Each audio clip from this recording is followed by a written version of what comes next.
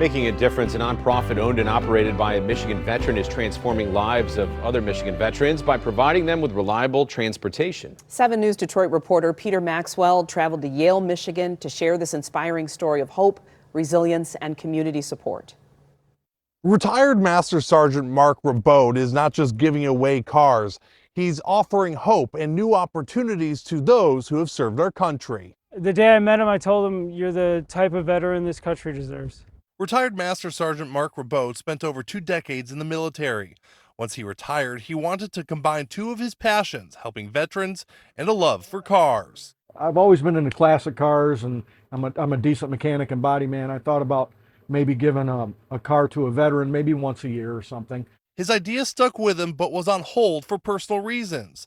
And it wasn't until 2021, when he was hospitalized with COVID, that something in him clicked. One thing COVID taught me is you could be here literally 1 minute and dead the next. After being released from the hospital, it was time for him to put ideas into action. All this kind of came to me at 4 o'clock in the morning, the Cars for Vets and the whole thing. And by 6 o'clock, I was so excited about my new idea that I crawled out of bed, put on a set of coveralls, and started on my first car.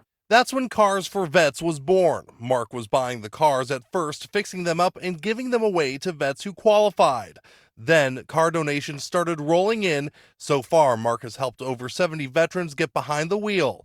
One of those veterans was retired Marine Corporal Kevin Ferguson. As a Marine, it was extremely hard to reach out and ask for help. Kevin was medically discharged from the Marines after being diagnosed with skin cancer, and life challenged him even further. I was living out in Grand Rapids.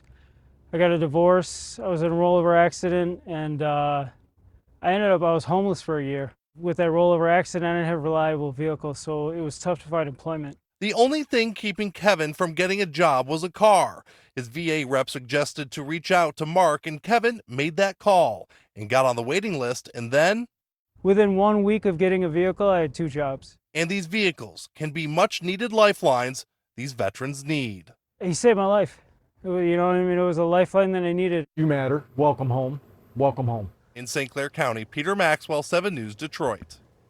What an inspiration. Yeah, welcome home indeed. It's so important to take care of our veterans. So good to see that happening. Thank Mark for his service and all the people he continues to help.